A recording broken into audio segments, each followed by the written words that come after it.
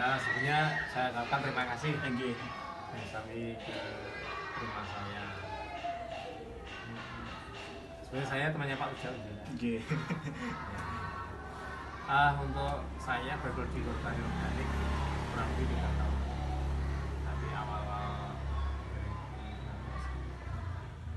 mulai dari saya mengikuti pelatihan, workshop, pelatihan yang diselenggarakan kalau itu KWU, kewirausahaan khusus pendidikan masuk pendidikan sama dengan dan pendidikan sama domain apa. Nah, dalam pelatihan itu bilang itu ya pas ilmu memang khusus untuk pengembalian ke alam dengan cara bertanian. Kalau yang saya dapat dari ilmu adalah IFS, Integrated Farming System. Jadi untuk mengembalikan tanah itu supaya menjadi subur kembali. Nah, dalam pelatihan itu banyak ilmu yang saya dapat, diantaranya untuk mengetahui tanah, ekologi tanah, dan pupuk yang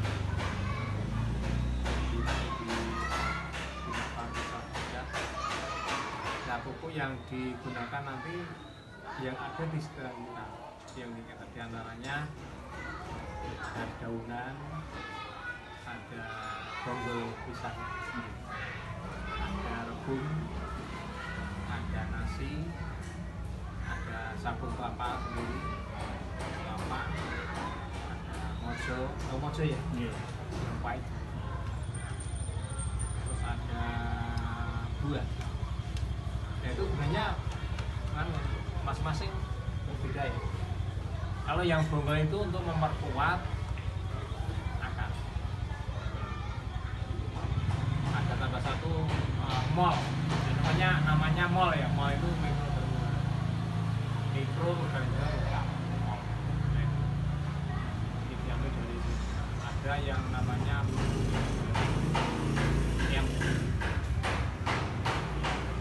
macam-macam. Nah, semua itu akan nanti difermentasi selama 14 hari untuk menjadi pupuk yang bagus, pupuk cair dan pada cair. Memang dalam pertanian organik memang harus disiapkan lahan. Kalau kemarin masih konvensional, kita beli ke organik, ya harus kita ukur kan pH-nya berapa.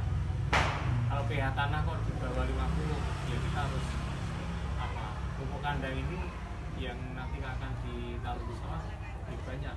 Kalau tanah 1 hektar ya bisa juga sampai 20 ton, 25 ton. Iya banyak, karena untuk mengembalikan tanah. Kalau saya ini baru 3.000 meter. Jadi 3.000 meter saya kelola selama 3 tahun. Jadi selama ini ya saya nggak pakai, tapi buat sendiri, pupuk buat sendiri. Memang ini untuk kelestarian alam ya, alam. Tapi seperti pupuk pabrikan memang harus disampingkan. Kembali ke alam, bahkan dari pertanian organik kan ada 2. Satu, pengembalian tanah. Yang kedua, untuk kesehatan. Kita mengkonsumsi hasil pertanian organik ini untuk kesehatan. Apalagi sekarang program pemerintah yang ada stunting. Itu untuk mengatasi itu juga dari berdasar organik. Karena orang sekarang kan banyak beda ya, orang Indonesia sama orang Filipina. Orang itu kan yang kayak stunting. Itu analog. Karena stunting itu, karena yang kita makan, yang kita asuh kan banyak kimia, apalagi anak sekarang seperti itu ya. Beda macam-macam kan asli kan ya enggak sih, tapi anak senang itu dari segi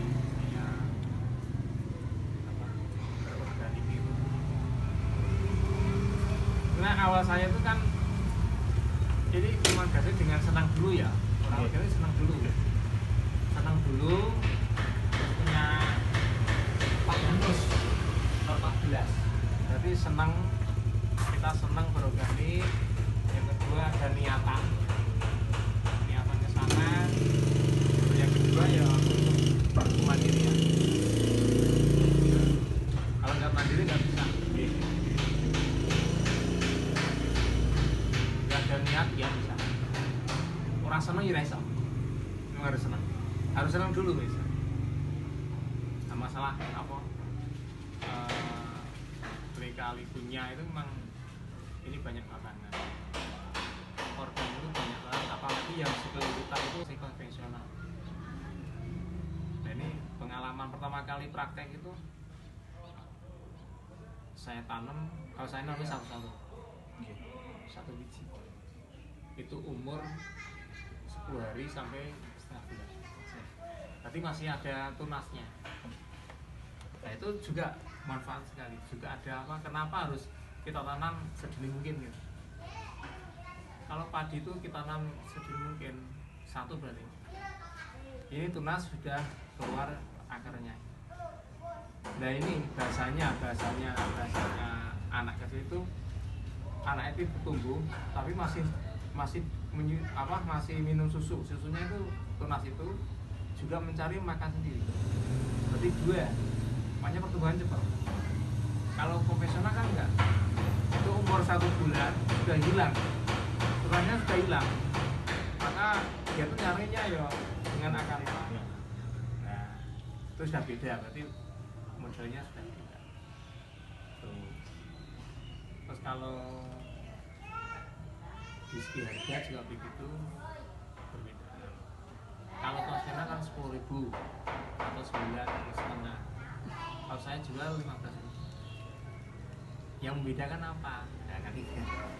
Kenapa berbeda? Ya, karena perlakuannya berbeda, cara mendampingi itu juga berbeda. Nah, saya itu tiap hari ke sawah, walaupun 1 jam. Karena untuk mengetahui tanamannya itu kurang apa itu tahu. Oh ini ada ulat, tahu. Oh ini ada, tahu. Kalau konvensional enggak. Konvensional tuh begitu tanam setengah bulan sampai 1 bulan baru. Nah, kurang bagus, ambil emas. Hijau lagi, senang. Menyenangkan petani tapi susah dia. Biasanya apa? Tanahnya susah. Karena tanah itu semakin lama semakin mati. Kalau di mes itu nah ini memang proses untuk mengembalikan ini memang lama sebenarnya. Kalau paling cepat itu kalau tadi yang saya sampaikan, lahan yang sudah mati dikasih pupuk harus maksimal gitu ya 1 tahun 2 tahun baru kembali. Setelah itu udah bagus gitu. Tuh. Tapi kalau kesannya petani organik ya tantangannya ya sekeliling kita masih pakai konvensional, ya kita harus sabar. Saya bahasanya saya berdakwah secara organik itu bilhal, bukan bil mau itu, bilhal dengan apa? Dengan praktek. Nah mau itu terus kan percuma, tapi nggak melaksanakan. Tapi bilhal arep di kapana luwe, penting saya melakukan.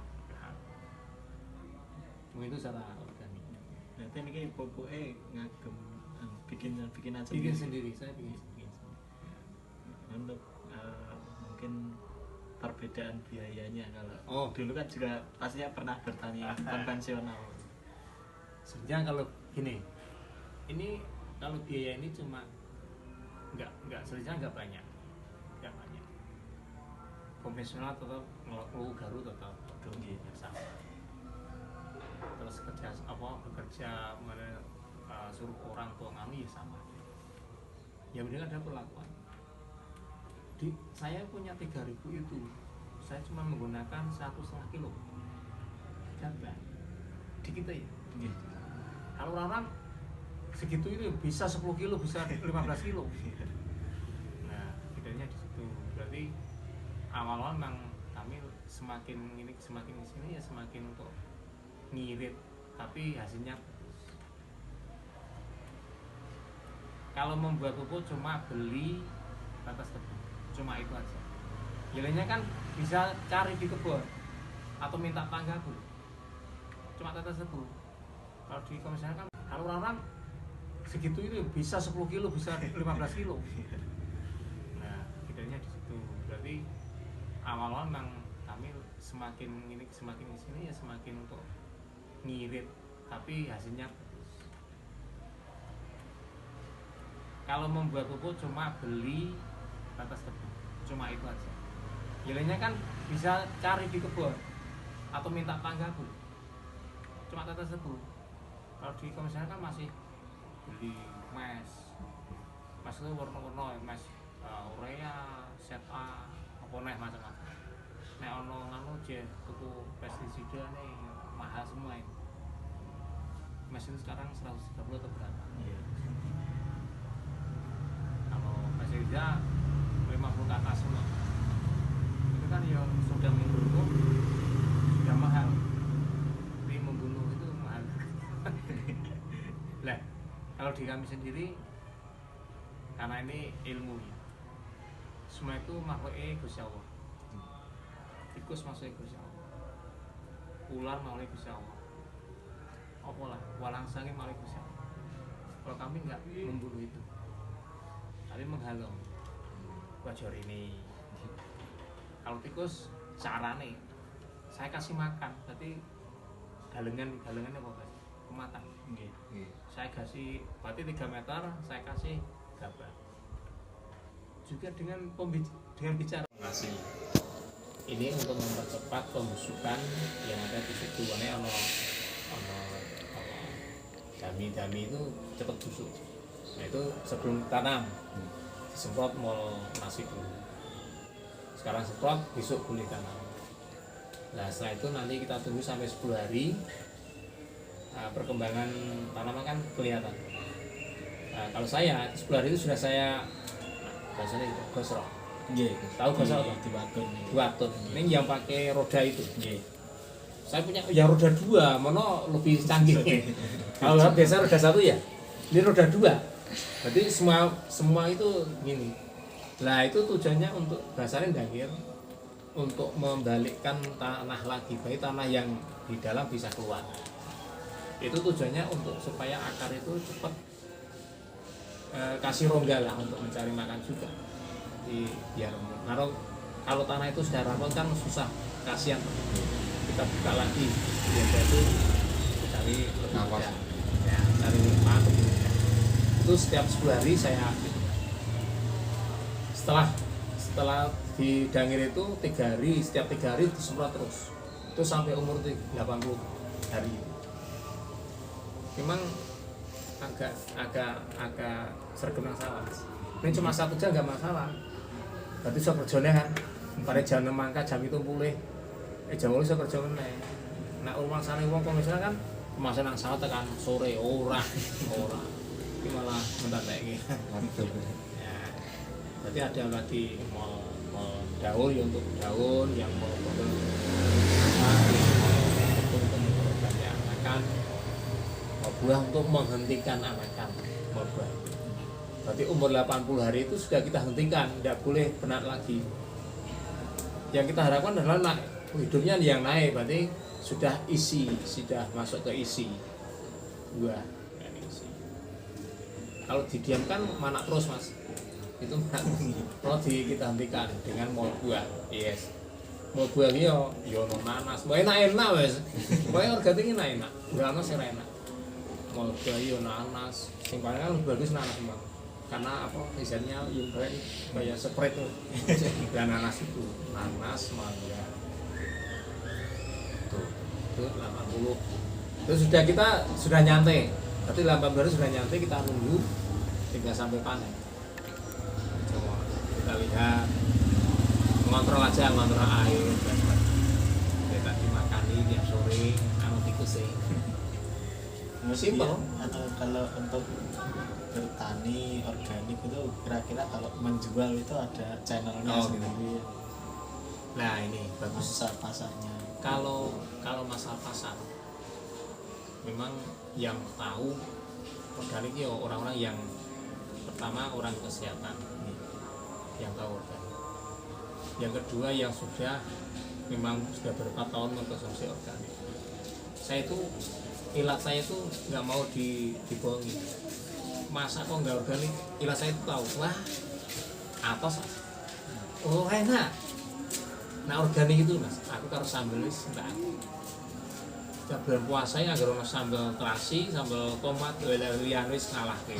Harus sego gules, bukan aja mas. Nah yang kedua teman-teman mas, teman yang pesan dasmu organik oke.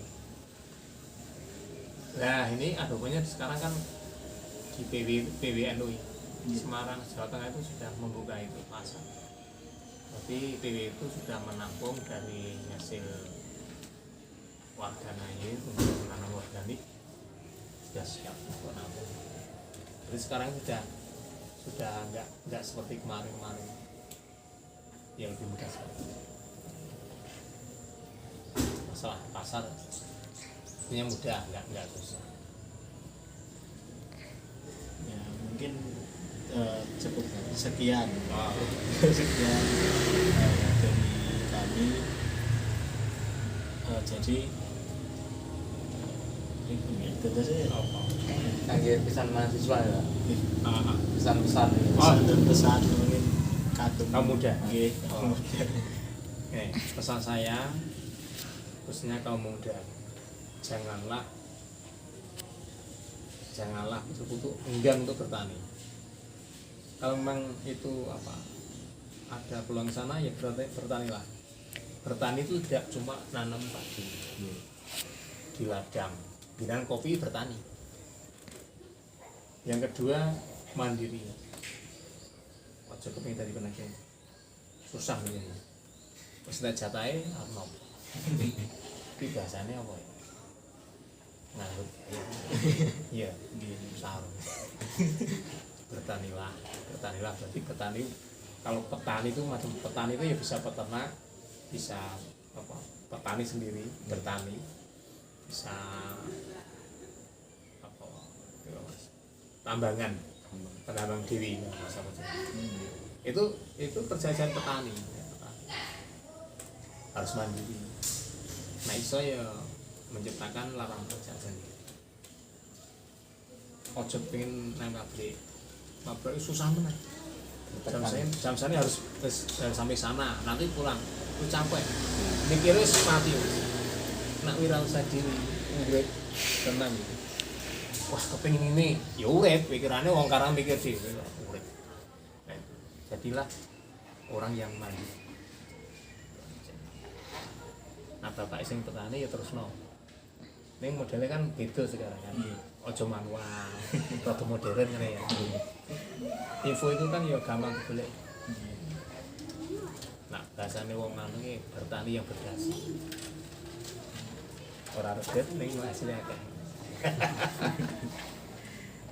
Ya itu. Sekarang kan cari petani susah. Nah, kaum tua ya, tapi kalau kaum muda apa? Kalau punya yaitu lahan ya harus dikeluarkan maksimal. Gak apa-apa, aja gengsi-gengsinan kuwi apik kok. Ora nyolong ya. Nggih.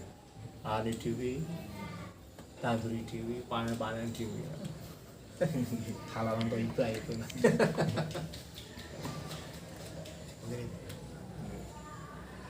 Ya, mungkin cukup sekian dulu dari kami. Terima kasih sudah mau menjadi narasumber. Jadi dari saya. Ya itu cuma ilmu saya sampaikan. Kamu berbagi pengalaman. Nah, untuk kita mahasiswa untuk generasi muda begini. nek ana segoro kan nggon lari Jawa. Nggih. Nek kono bicara bertani sing apik lha kuwi kudu diselidiki. Nek daerah kono ki wis mau. Wes. Jadi.